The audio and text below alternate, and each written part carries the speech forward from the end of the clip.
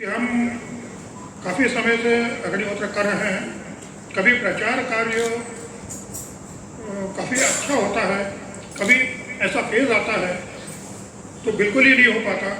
हमेशा मन में प्रचार हेतु मन रहता है लेकिन नहीं कर पाते। सतत प्रचार हेतु क्या करें, ये मेरे ख्याल से और भी जो कार्यकर्ता है उनका यह प्रश्न होगा कि प्रचार करने की, अग्निहोत्र का प्रचार करने की मन में इच्छा रहती है, उसके लिए सब तैयारी रहती है, इसके बावजूद प्रचार करना नहीं हो पाता है, वो अवसर नहीं आता है, कई कुछ कारण निकल आते हैं, वो प्रचार नहीं हो पाता है। तो उनका प्रश्न ये है कि सतत प्रचार हेतु मतलब क्या करें। तो सतत प्रचार ये परिस्थिति बाहर जो उसका जाकर के करते हैं या किसी से बात करते हैं, ये तो उसका बाहरी स्वरूप है।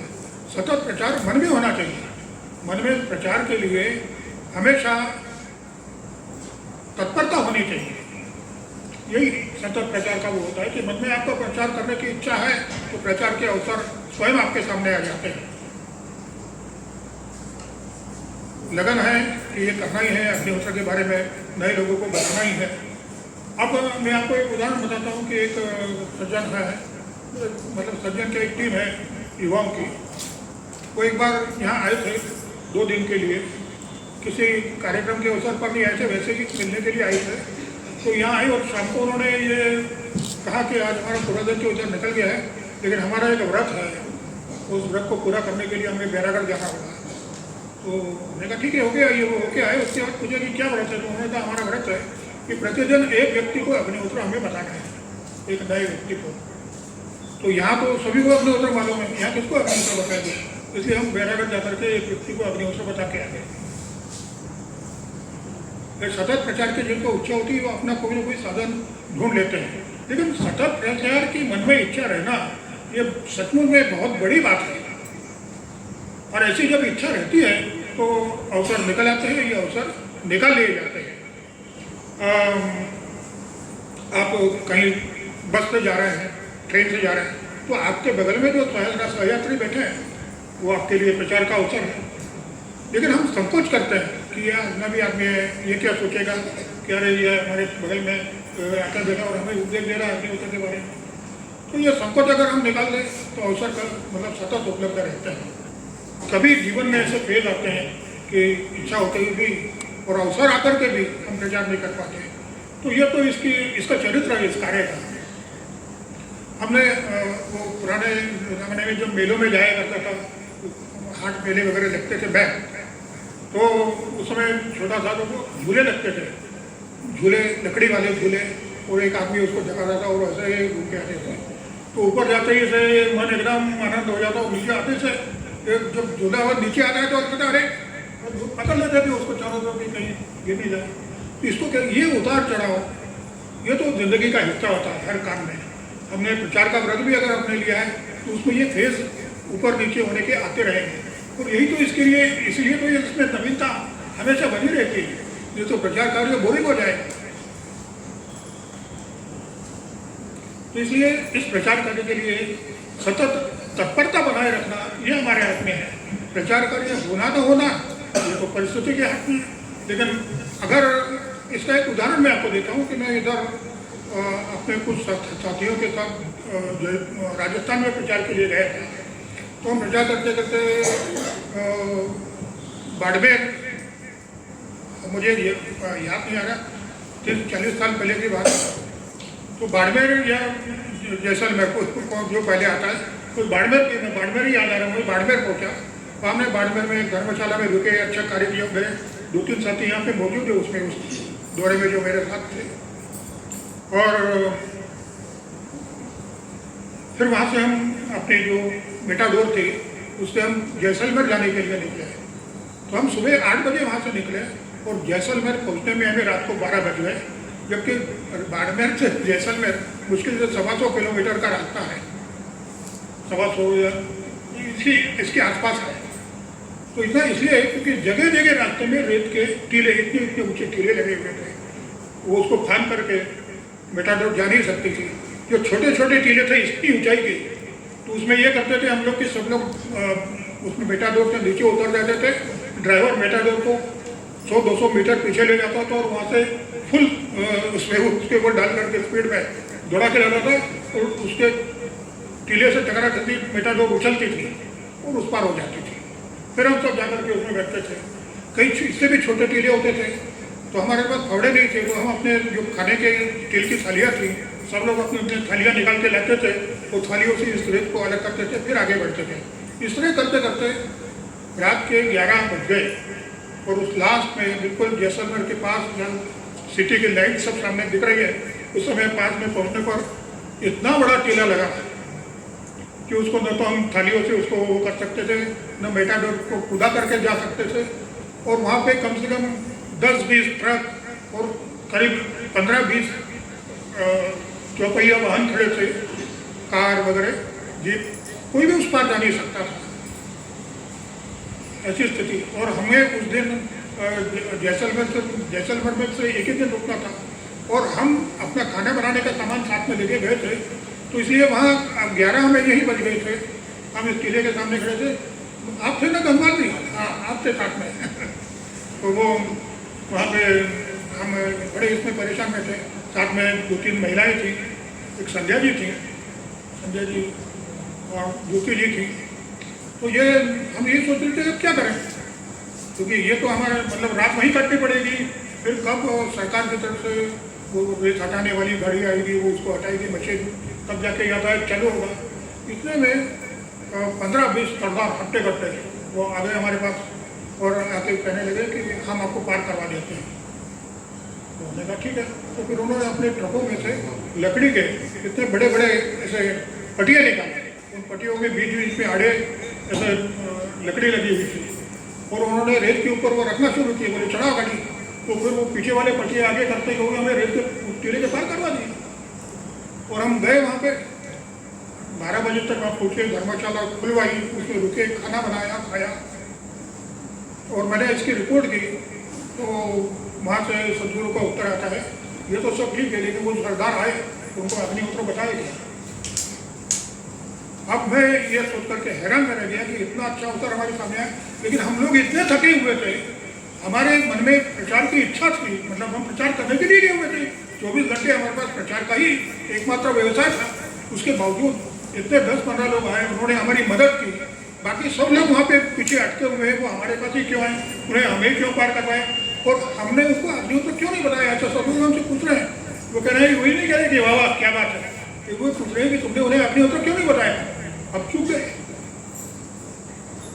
तो ये चूकना नहीं होना चाहिए।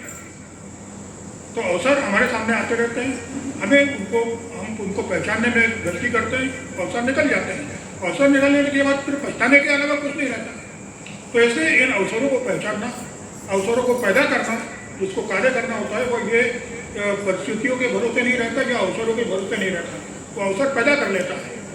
तो इस तरह से अग्निहोत्र पैदा करने की इच्छा है, अवसर पैदा करने की क्षमता है और अवसर का लाभ उठाने की क्षमता है। इसके बावजूद हमारे आसपास के परिस्थितियाँ, हमारा कार्य, हमारा परिवार या अन्य कई कारणों से कभी कभी ऐसा हो सकता है कि ऐसा फेज आए कि नहीं ये सब होते हुए भी आप प्रचार नहीं कर पा रहे हैं। तो अच्छी बात है, नहीं जब आएगा अगले बार, क्योंकि ये उस झूले की तरह है, ये कभी एकदम ऊपर ले जाता है, कभी एकदम नीचे लेके आता है। यही इसी कारण प्रचार में हमेशा नावीन्य बना रहता है, नवीनता बना रहती है। प्रचार कार्य आज तक किसी को बोरिंग हुआ है क्या? कोई यही बता दे कि प्रचार कार्य करने में मैं बोर हुआ या मैं बोर हुआ क्या किसी के साथ ऐसा कभी? वो इसी कारण है। 4 जगह जाते हैं, लोग भगा देते हैं, नहीं सुनता, नॉट इंटरेस्टेड, गेट आउट, वो भी मजा है। और 4 जगह हमें बिल्कुल आदर से बैठाते हैं, चाय पानी सत्कार सब करते हैं, वो फिर सुनते हैं, वो भी एक आनंद है। यही इसके अंदर आनंद है कि इसमें हमेशा नित्य नूतन आनंद मिलता रहता है। और ये जो आनंद है ये हमें प्रचार कार्य के लिए प्रवृत्त करता है। सारी दुनिया में आज अग्निहोत्र का प्रचार हो चुका है, एक भी वेतनभोगी प्रचारक नहीं है। एक को भी कोई इनिशिएटिव नहीं लिया जाता कि तुम ऐसा करो तो तुम्हें ऐसा मिलेगा। तुम्हें आनंद चाहिए, प्रचार करो। और ये कोई भी व्यक्ति जो अग्निहोत्र करता है वही प्रचार कर सकता है, ये एक शर्त है। क्योंकि आप उपदेश दूसरे को देंगे, वो खुद आचरण में जो चीज़ नहीं होगी तो आपके उपदेश का कोई असर नहीं होगा, वो पाखंड होगा। इसलिए अग्निहोत्र करने वाला ही अग्निहोत्र का प्रचार कर सकता है, ये शर्त है। और अग्निहोत्र करने वाला जब अग्निहोत्र का प्रचार शुरू करता है तो उसे अग्निहोत्र से कई गुना ज़्यादा आनंद आता है। अग्निहोत्र के आचरण से जो आनंद उत्पन्न होता है उससे कई गुना ज़्यादा आनंद आता है, तभी तो वो प्रचार करता है, तभी तो अपनी जेब से पैसा खर्च करता है, उसको कहीं से कुछ नहीं मिलता है। केवल हिंदुस्तान में नहीं, यूरोप में, अमेरिका में, अफ्रीका में, चाइना में, जापान में, कहीं भी किसी को एक पैसा नहीं दिया जाता कि तुम प्रचार करो। कहीं उसको किसी को कोई किराया नहीं दिया जाता कि ये किराया लो तो तुम जगह जाओ। सब अपनी जेब से पैसा खर्च करके प्रचार करते हैं, क्योंकि इस कार्य में इतना आनंद है जितना दुनिया के किसी भी लौकिक कार्य में या आध्यात्मिक कार्य में इतना आनंद नहीं है जितना इस प्रचार कार्य में है। तो इसलिए ऐसे फेज आते हैं तो उनकी चिंता नहीं करनी चाहिए। अभी झूला नीचे आया है, फिर ऊपर जाएगा।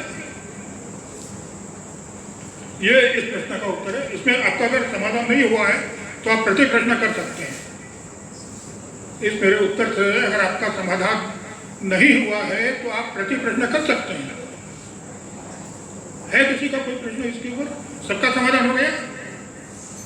इसका अगला प्रश्न है मधु शर्मा का। ये पूछते हैं कि जब हम अपने सद्गुरु का ध्यान करते हैं तो उसका कोई निश्चित टाइम होना चाहिए क्या, या फिर हम किसी भी समय और किसी भी स्थान पर बैठकर कर सकते हैं? सद्गुरु का स्मरण करने के लिए समय चाहिए, ये तो मैं पहली बार सुन रहा हूँ। सद्गुरु का स्मरण तो कहीं भी कभी भी कर सकते हैं। मैं जब छोटा था तो हमारी दादी माँ थी, उस दादी माँ को हम अथॉरिटी मानते थे धर्म के मामले में, और वो हमेशा नाम स्मरण किया करती थी। मैं नाम स्मरण का प्रचार नहीं कर रहा हूँ, क्योंकि नाम स्मरण कोई आध्यात्मिक कार्य नहीं है, वो तो मन को शुद्ध करने के लिए होता है, वो कोई साधना नहीं होती नाम स्मरण। तो मैं लेकिन वो पुराने विचारों की थी और वो नाम स्मरण करती रहती। तो उनका नाम स्मरण देख करके मैंने पूछा, मैंने कहा एक ऐसा प्रश्न पूछा हूँ उनसे कि ये निरुत्तर हो जाएंगी। और मैंने उनसे पूछा था कि टॉयलेट में भी कर सकते हैं कि नाम स्मरण? उन्होंने तुरंत उत्तर दिया था बिल्कुल कर सकते हैं। ये उन पुराने जमाने की महिला का उत्तर है। उससे वही उत्तर इसके लिए है कि आप कहीं भी ना, मतलब सद्गुरु का स्मरण जो है आप कहीं भी कर सकते हैं सतत। इसके लिए कोई टाइम की आवश्यकता नहीं होती। और एक किसी टाइम पर बैठ करके सद्गुरु का स्मरण करना और फिर बाद में उनका विस्मरण कर देना, ये तो हास्यास्पद बात है। सद्गुरु का स्मरण विस्मरण कभी होना ही नहीं चाहिए। आप जहाँ कहीं भी हो वो हमेशा आपके साथ होते हैं। देखिए एक सद्गुरु जो होते हैं जो आपको कान कूदते हैं और ये सब करते हैं वो, लेकिन जो आध्यात्मिक सद्गुरु होते हैं जो आपको ईश्वर की ओर ले जाने का मादा रखते हैं, उनके लिए इन बातों का कोई अर्थ नहीं होता कि आप उनकी पूजा करें, आरती करें या उनकी फोटो का हार पहनाएं। उनको इसकी किसी चीज़ की आवश्यकता नहीं होती है। उनको सिर्फ इस बात की आवश्यकता है, मतलब वो आपसे उम्मीद करते हैं, वो आपसे अपेक्षा करते हैं कि आप उनकी आज्ञाओं का पालन करें। वो आज्ञाएं भी आपको देते नहीं है, वो आज्ञाएं आपको खुद समझनी पड़ती हैं कि उनकी आज्ञा क्या है। ये सुख की खोज में इस पुस्तक में स्पष्ट किया हुआ है। तो वो जब आप करते हैं तो वो उनकी प्रसन्नता का कारण होता है। और वो करने के लिए किसी समय की आवश्यकता नहीं होती है कि आप किसी दिन सुबह शाम ध्यान के लिए बैठे, सदगुरु का फोटो सामने रखें और उनका स्मरण करें। ये न तो कोई पूजा है, न कोई ध्यान है, न ये कोई कोई साधना है। आप देखिए कि साहब जब 1959 में जब उन्होंने हिंसा जो अपने की पुस्तक लिखी और उसका प्रचार करने के लिए पूरे हिंदुस्तान का टूर किया, द्वारका से गुवाहाटी और कश्मीर से कन्याकुमारी, उस समय वो उधर साउथ के किसी शहर में गए थे, तिरुचिरापल्ली ऐसा कोई, त्रिचनापल्ली ऐसा नाम है उसका। वहाँ के एक प्राचीन जो संस्थान था, मतलब स्टेट थी, उस स्टेट के दीवान थे। उन दीवान के पास हो गए और उन दीवान को, उनका नाम था रामास्वामी अय्यर। वो अच्छे लेखक थे, वो फिलोसोफर थे और सारा हिंदुस्तान उनको जानता है। तो वो उनके घर गए और उनसे कहा कि मेरी पुस्तक देने आया हूँ, आप लीजिए। उन्होंने पुस्तक ली, ठीक है थैंक यू। उन्होंने कहा कि इसकी कीमत 3 रुपये है, वो दीजिए। तो वो एकदम हो गए कि मुझे लोग पता नहीं कहाँ से दुनिया भर से लोग किताबें भेंट में भेजते हैं, और ये आदमी एक छोटी सी किताब लेके आया और उसकी 3 रुपये कीमत मांग रहा है, तो बोली कीमत देनी पड़ेगी। हाँ, उन्होंने कहा कि हमारे सदगुरु ने कहा कि मुफ्त में नहीं देनी, उसकी कीमत लेनी है, तो आप कीमत दीजिए 3 रुपये। तो फिर उन्होंने जेबे वगैरह टटोली, बोले मेरे पास तो पैसे नहीं है अभी, लेकिन मैं आपको मनी ऑर्डर से भेज दूँगा। उन्होंने कहा चलेगा, तो वो चले गए। बाद में उनका मनी ऑर्डर मैंने अपनी आंखों से लिखा है, उनके मनी ऑर्डर की रसीद रामास्वामी अय्यर ने वो लिखा। उन्होंने उसके ऊपर अच्छा वहाँ के एक अंग्रेजी पेपर था हिंदू, उसमें उन्होंने उसका रिव्यू भी लिखा है इन 17 पेज का। तो वो इस यात्रा के दौरान उनको ट्रेन में एक बार एक व्यक्ति मिला, और वो साउथ के एक सज्जन, वो संत हैं महर्षि रमन, उनका काफ़ी वहाँ पे बोलबाला उस समय था। तो वो वहाँ पे गए और ट्रेन में सफ़र कर रहे सहयात्री थे, आपस में बातचीत हुई। तो उन्होंने कहा, आपने बताया उनको कि मैं इस किताब का प्रचार करने निकला हूँ। वाह वाह वाह, बहुत अच्छी बात है। उन्होंने वो किताब खरीद ली सहयात्री ने, और फिर उन्होंने पूछा कि आपके सदगुरु कौन है, तो उन्होंने बताया हमारे सदगुरु हैं, उनका नाम है, हम उनको अनुभव है कि इस किताब में उनका नाम दिया हुआ है। फिर उन्होंने जो सहयात्री थे उनके, उन्होंने अपनी जेब से अपना बटुआ निकाला, उस बटुआ में उनके सदगुरु की फोटो लगी थी। उन्होंने साहब को दिखा कि ये देखो हमारे सदगुरु, तुम्हारे सदगुरु की फोटो बताओ। तो साहब ने कहा फोटो लेकर के नहीं घूमते, हमारे सदगुरु यहाँ रहते हैं। तो सदगुरु का स्मरण जो होता है वो फोटो के लेकर के या किसी बाहरी साधन के ऊपर अगर निर्भर करता है तो वो स्मरण नहीं है, वो तो आडंबर है। सदगुरु हमेशा हमारे साथ रहना चाहिए। एक बार एक नए प्रचारक थे, अग्निहोत्र का प्रचार करने निकलने वाले थे, नौजवान थे। तो साहब को बड़ी चिंता थी कि ये बाहर जाकर के ये सही ढंग से कार्य करें। तो सामने कहा कि ठीक है जाओ तुम, 4 मिनट एक बात ध्यान रखो कि हम हमेशा तुम्हारे साथ खड़े हैं, तुम्हारे आसपास खड़े, इसका ध्यान रखना। तो इससे वो आपकी वाणी पर भी नियंत्रण रहेगा, आपके आचरण पर भी रहेगा और विचारों पर भी रहेगा। तो इसलिए फिर उस व्यक्ति के हाथ से कोई गलत कार्य या कोई गलत विचार होना संभव ही नहीं है।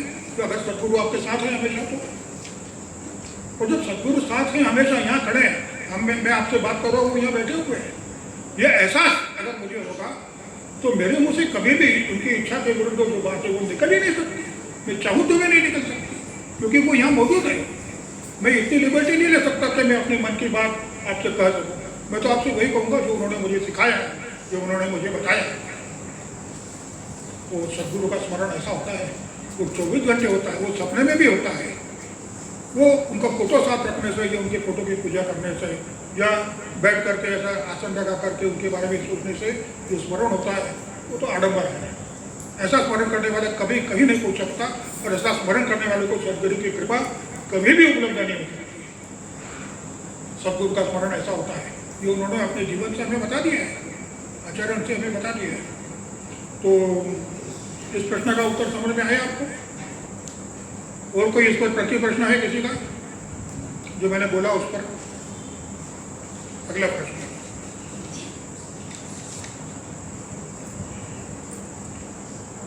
इसमें प्रश्नकर्ता का नाम नहीं। तो अग्निहोत्र करते समय मन इधर उधर न भटके, उसके लिए क्या करना चाहिए? अर्थात मन चूंकि बहुत चंचल होता है, तो उसको अग्निहोत्र के समय ईश्वर शक्ति से जोड़े रखने के लिए क्या प्रयत्न करना चाहिए और कैसे? अभी बताया मैंने कि आपके सदगुरु वहाँ आपके सामने बैठे हुए और देख रहे हैं आपको अग्निहोत्र करते हुए, तो फिर आप अग्निहोत्र कैसे करेंगे? भले ही आप घर में अकेले हैं और अकेले बैठ करके अग्निहोत्र कर रहे हैं, आसपास कोई नहीं है आपका, ये जानना ही गलत है। आप उनके आदेश का पालन करें तो वो आपके सामने वहाँ मौजूद है, आपकी हर कृति को देख रहे हैं, आपके हर विचार को देख रहे हैं। अग्निहोत्र करने के पहले और बाद में आप क्या क्या विचार कर रहे हैं वो सब उनको मालूम है। ये एहसास अगर अपने मन में रखें आप और उनकी उपस्थिति को महसूस करना शुरू करें, प्रयत्न से साध्य होता है, तो ये प्रश्न ही पैदा नहीं होता है। ओके, ठीक है, आपके प्रश्न का समाधान हुआ? हम कोशिश करते हैं मन को केंद्रित करने की बार बार, लेकिन वही भाग जाता है मन बार बार। तो खैर वैसे आंसर मिल ही गया, यही कि ये हमें फील करना है हमारे विचार भी सदगुरु सुन रहे हैं और ये बार बार करें जो आपने भी बताया। तो मतलब ये पूछना मैं वही चाह रही थी कि फिर भी बार बार हम सोचते भी हैं कि हाँ हमें केंद्रित करना है, सद्गुरु भी है, फिर भी मन भागता ही है। होने देना होने देना है। हाँ, मतलब बहुत जल्दी भाग जाता है। कोई फर्क नहीं पड़ता उसका। कई बार सोचते हैं कि अब कम से कम 2 मिनट तक बिल्कुल शांत बैठना है, कहीं नहीं जाना चाहिए। मन के साथ कभी जबरदस्ती नहीं की जाती है। मन इतना प्रबल है, इतना बलशाली है। आपने देखा कि जो प्रेशर वाला जो पाइप होता है ना, जिससे प्रेशर से पानी फ्लो किया जाता है, उसको रोकने के लिए उसके नाप को बंद करना पड़ता है। अगर आप उसको पानी के प्रवाह को रोकने के लिए उसको ज़मीन के अंदर डाल दो तो कीचड़ पैदा कर देगा। तो वो नाप बंद करने के अपने पास अभी कोई साधन नहीं है, वो तो कोई सामर्थ्यशाली पुरुष ही कर सकता है। इसलिए उसको बहने देना, उस प्रवाह को रोकने की चेष्टा ही नहीं करना, अपने वो बंद हो जाएगा। मन के साथ आप कोई जबरदस्ती नहीं कर सकते। मन के साथ जबरदस्ती की तो आप भटक सकते हैं। ध्यान करते समय में भी अगर आप ध्यान करने बैठे हैं तो मन को किसी वस्तु पर, बिंदु पर या सदगुरु के चित्र पर उसको केंद्रित करना चाहते हैं तो उस समय अनेक विचार आते हैं। और समय में जितने विचार नहीं आते हैं, विरुद्ध विचार, वो सब ध्यान करने के समय में आते हैं और आप उनको रोकने की चेष्टा करेंगे, ये गलत बात है। आने दीजिए उनको। देखिए कि अब ये विचार आ रहा है, फिर वो दूसरा विचार आ रहा है। आप उसमें स्वयं को इन्वॉल्व मत कीजिए उन विचारों के अंदर, क्योंकि आप उसमें इन्वॉल्व होंगे, वो फिर विचार और प्रबल होंगे। इसलिए उन विचारों को देखते रहिए। विचार तो आएंगे ही आएंगे, क्योंकि मन है। बड़े बड़े महात्मा इसके ऊपर कभी विजय प्राप्त नहीं कर सकते। अपने को इसके ऊपर विजय प्राप्त नहीं करने है, मन के ऊपर, मन की प्रवृत्तियों के ऊपर अपने कतई विजय प्राप्त नहीं करनी है। क्या करना है इसके ऊपर विजय प्राप्त करना है? हाँ, इसको कंट्रोल में हम रख सकें, इसका प्रयास करना है, उसी का अभ्यास करना है, उसी को तब कहते हैं। मन के विजय के लिए नहीं होता है कि हम ये तय करें कि मन ने कब क्या विचार करना है। मन के विचार के अनुसार हम कार्य करें, इस स्थिति को हमें पलटना है। अभी हम मन के गुलाम हैं, हमें मन का मास्टर बनना है। इसको इसकी जो प्रक्रिया होती है उसको तप कहते हैं, उसको ध्यान कहते हैं। तो अग्निहोत्र उसकी पहली सीढ़ी है कि नहीं? थोड़ी देर 2 मिनट के लिए आपको मतलब ऐसा स्वस्थ बैठना है, सब विचारों को दूर करके इसके अंदर केंद्रित करना है, क्योंकि प्रत्यक्ष ईश्वर की उपस्थिति उस समय आपके सामने है। आप प्रेसिडेंट ऑफ इंडिया के सामने खड़े होंगे तो आप ऐसे खड़े नहीं हो सकते, आपको अटेंशन ही खड़े होना होगा। जिसको अटेंशन ये शब्द मालूम नहीं, वो भी अटेंशन खड़ा होता है। तो दुनिया का मालिक उस समय आपके सामने जब प्रकट हो रहा है तो आपको ऐसे बैठना भी, आपकी बैठक भी कैसी होनी चाहिए? हाँ, अटेंशन। तो बस उतना ही आपसे अपेक्षित है, इससे नहीं। भैया, इसमें एक प्रश्न है। आप कह रहे हैं मन को, हाँ, कोई फिर अमन की स्थिति क्या है? अपन कह रहे हैं ना, मन का प्रवाह हम नहीं रोक सकते। अमन की स्थिति, अमनस्क स्थिति क्या है फिर? अगर आप कह रहे हैं ना कि हम मन का प्रवाह नहीं रोके, जो विचार आ रहा है हम मन को कंट्रोल में नहीं कर सकते, तो फिर अमनस्क स्थिति में क्या होता है मनुष्य के साथ? अमनस्क स्थिति, वो देखिए अष्टांग योग जो है उसमें यम, नियम, आसन, प्रत्याहार, धारणा, ध्यान और समाधि, इसकी अगली जो सीढ़ी होती है उसको अमनस्क स्थिति कहते हैं। अमनस्क स्थिति का मतलब मन का मर जाना, मन ही नहीं। जब हम ऐसा करते हैं, हम इस स्थिति को पहुँचते हैं, तब हमारी बॉडी का, हमारे मन का, हमारी बुद्धि का उपयोग ईश्वर शक्ति करना शुरू करती है और उसको हम कहते हैं पूर्णावस्था। सारे संत महात्मा जितने हुए हैं वो इसी अमनस्क स्थिति पर पहुंचे हैं। जब देखिए मशीन है, हम ये मशीन जो है ये खुद ही अपने निर्णय करने लगेगी कब चलना, कब नहीं चलना, तो वो अव्यवस्था निर्माण करेगी। तो जब हम अपने आप को, अपनी इस शरीर को, मन को, बुद्धि को हम ईश्वरार्पण कर देते हैं, हमारी मशीन का ऑपरेटर जब हम ईश्वर को बना देते हैं, तब ये मशीन सही ढंग से चलती है। वो अमनस्क अवस्था होती है, तभी ये संभव हो पाता है, क्योंकि मन है ही नहीं आपका ये सोचने के लिए कि हमें क्या खाना है, क्या नहीं खाना है, हमें कब उठना है, कब सोना, हम कब जाना है, कहाँ नहीं जाना है, ये सोचने के लिए मन है ही नहीं। ये योग की सर्वोच्च अवस्था है, ये अष्टांग योग से परे की अवस्था है। अष्टांग योग द्वारा स्थिति तक नहीं पहुंचा जाता। वो अवस्था केवल अग्निहोत्र के आचरण से प्राप्त हो सकती है। आप सोचिए अग्निहोत्र कितना पावरफुल है। और इसीलिए उस अवस्था का बीज अग्निहोत्र में दिया हुआ है कि इदम न मम, बेसिक है ये इदम। ये जो अमनस्क है ना, मन को मारने की प्रक्रिया, इसकी पहली सीढ़ी है इदम न मम। उसकी दूसरी सीढ़ी है दान से उत्पन्न जो अवस्था है, क्या, निर्ममत्व, डिटैचमेंट, हर चीज के साथ डिटैचमेंट। अटैचमेंट का खात्मा, न धन से, न संपत्ति से, न परिवार से, न पुत्र से, कोई अपेक्षा ही नहीं। हम सारी अपेक्षाएं अपने अपने जो कुछ भी होते हैं, संपत्ति होती है, अपने हम उन हर चीज से कुछ न कुछ अपेक्षा रखते हैं, कुछ न कुछ उम्मीद रखते हैं। यज्ञ और दान करने से आदमी उम्मीद रखना ही छोड़ देता है, जब क्योंकि उसको मालूम है कि इस सब का संचालन ईश्वर है। हम उम्मीद करते हैं, वो उम्मीद पूरी नहीं होती, हम दुखी होते हैं। हम उम्मीद ही नहीं रखेंगे तो हम कभी दुखी नहीं होंगे। मैंने कल आपको बताया था कि साहब के पास एक सज्जन अपने छोटे पुत्र को लेके आए, वो तीसरे चौथे में पढ़ता था, वो ये बैठा था और उन्होंने कहा कि हम इसको इंजीनियर बनाना चाहते हैं, या कोई दूसरा वो कह रहे हैं हम इसको डॉक्टर बनाना चाहते हैं। बोलो आप उनको डॉक्टर या इंजीनियर बनाने वाले हैं, वो जो बड़े होंगे वो अपना फैसला करेंगे क्या बनना है।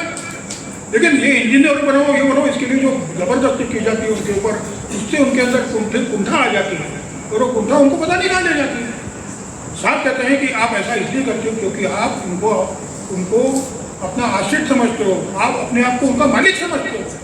आप उनके मालिक नहीं हैं, आप केवल उनके गार्जियन हो, अपने बच्चों के, अपने पत्नी के। ये अपने बारे में उचित निर्णय नहीं ले सकते, इसलिए उनकी शिक्षा दीक्षा के लिए और उनके पालन पोषण के लिए ईश्वर ने आपको समर्थ जान करके आपके पास भेजा हुआ है, चाहे वो पत्नी हो चाहे बच्चे हो। उन्हें क्या और कैसा करना चाहिए इसका निर्धारण आप नहीं कर सकते, वो उनको करने दीजिए। और ये स्वतंत्रता जब आप उनको देंगे तो वो सही निर्णय करेंगे, सही कार्य करेंगे और आपके अनुकूल ही कार्य करेंगे। लेकिन जब आप अपने निर्णय उनके ऊपर थोपना शुरू करते हो तो उसका कारण ही होता है ममत्व, ये मेरा है और मैं चाहूँगा ऐसा उसने करना चाहिए, ये ममत्व है। इस ममत्व के ऊपर पहला आघात अग्निहोत्र से होता है जब हम कहते हैं कि इदम न मम। दूसरा आघात, दूसरा सबसे मनुष्य का सबसे प्रिय विषय क्या है, पैसा। पैसा है तो सुख है। और आज तो यह है कि हिंदू, मुस्लिम, सिख, ईसाई, बौद्ध, पारसी, जैन, बहाई, हर मजहब की यही है, पैसा ईश्वर, पैसा भजन।